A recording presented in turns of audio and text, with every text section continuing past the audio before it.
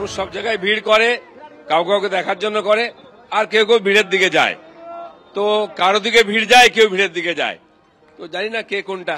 দেখে নিন, সকালবেলা এত মানুষ আপনাকে আবির মাখালেন, আপনাকে অভ্যর্থনা জানালেন, বিকেলবেলা সন্ধ্যেবেলা যখন এসেছেন এই আরতির ঘাটে এত মানুষের ভিড়।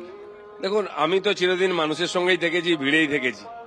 আমি খালি বাথরুমে থাকি যখন একা থাকি, বাকি কখনো একা থাকি না, এটা কেউ বলতে পারবে না। আমি ভারতীয় বিজেপি, আপনাকে আমি বলে দিচ্ছি, আমি এমপি হয়েছি, তো এমপি হিসাবে সে বিজনেস ক্লাসের টিকিট পায় ফ্লাইটে, আপনি জানেন। দিলীপ ঘোষ কিন্তু ইকোনমিক ক্লাসে যায়, কারণ ভিড়ের সঙ্গে যেতে হবে বলে। মাঠটা কি চেনা ময়দান? এসব জায়গা আমি সাইকেলে ঘুরেছি। আমি আরএসএস এর প্রচার থেকেছি 4 বছর এখানে, দুর্গাপুর, গলসিয়া থেকে আসানসোল অব্দি পুরো জায়গা চেনা আমার। আর প্রেসিডেন্ট হয়ে 8 বছর আমি পার্টির কাজে সব জায়গায় ঘুরেছি, বেশিরভাগ মুখ আমার চেনা। তারা ছোট ছিল, এখন বড় নেতা হয়ে গেছে। যারা আপনাকে এই মাঠে পাঠিয়েছে তারা ভাবতে পারেনি যে দিলীপ ঘোষের মাঠটা এতটা চেনা হবে। এখন ভেবেছে বলেই হয়তো পাঠিয়েছে, আমি জানি না পাঠিয়েছে, কিন্তু দিলীপ ঘোষের মাঠ সব জায়গায় আছে। লড়াই হবে। দিলীপ ঘোষ লড়াই করে বলে লড়াইয়ের ময়দান সব জায়গায় খুলে রেখেছে, আর লড়াই করার লোকও সঙ্গে এসে যায়। কীর্তি আজাদের সঙ্গে লড়তে হবে। কীর্তি আজাদ তো রিটায়ার্ড, আমি তো ফর্মে আছি। বলেছে 0 রানে আউট করবে আপনাকে। উনি যে দিদির হয়ে লড়তে এসছেন না, দিদিকে এমন ঝটকা দিয়েছিলাম, 19 সালে 12টা সিট নিয়ে নিয়েছি। উনি ইতিহাস জানেন না, উনি বর্ধমান জানেন না, উনি দুর্গাপুর জানেন না, উনি বাংলা জানেন না, বাংলার মাটি জানেন না, টিএমসি কেও জানেন না কি জিনিস। দেখো, এই মুহূর্তে কিন্তু আবার তিনি যাবেন, তার একাধিক কর্মসূচি রয়েছে।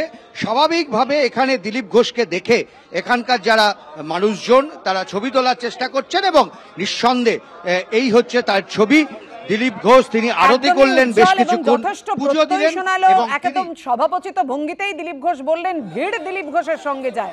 রাহুলদার কাছে আসবো। রাহুলদা, আমি তোমাকে আগে বলেছি, প্রথম কথা হচ্ছে গত লোকসভায় দাঁড়িয়ে যিনি বিজেপির ক্যান্ডিডেট ছিলেন, না যে বিজেপির ক্যান্ডিডেট ছিল, যিনি এমপি ছিলেন সুরেন্দ্র সিং আলুওয়ালিয়া, যিনি একসময় বাংলা ভাগের জন্য বাংলা ভাগ করার জন্য উক্তি করেছিলেন, গোর্খাল্যান্ডের হয়ে প্রকাশ্যে সওয়াল করেছিলেন, আর সে চলে গেছেন, ইনি এসছেন। এখন বর্ধমান দুর্গাপুরের মানুষ বিচার করবে যে কি কাজটা হয়েছে।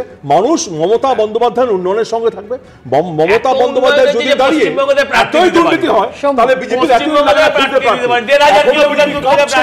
কাকে দেব প্রার্থী বসে আছে, সফল করছে না এদিক ওদিক ছক্কাগুটির মতো। তার মানে তাদের বোঝা যাচ্ছে আত্মবিশ্বাস নেই। আত্মবিশ্বাস থাকলে তাহলে বোঝা যেত। আচ্ছা, মমতা ব্যানার্জি ভবন করছিলেন না, না এত আত্মবিশ্বাস মন্দিরে গেছিলেন কেন? মমতা বন্দ্যোপাধ্যায় কেন গেছিলেন? গিয়ে মুখ পড়ালেন কেন? আমাদের বলতে দেওয়া হবে না। এটা একদম আসবো, আমি সমুদার কাছে আসবো, তারপর চয়নদার কাছে আসবো, কিন্তু রাহুলদাকে তো এটা বলতে হবে যেটা চয়নদা সমুদারা বলছেন যে আপনারা আগে ভাগে প্রার্থী ঘোষণা করলেন বিজেপির পরপরই, যাতে বাকি যারা টিকিট না পান তারা যাতে বিজেপিতে চলে যেতে পারেন এবং টিকিট পেতে পারেন। এটা বিজেপির সঙ্গে তৃণমূলের সেটিং নয়।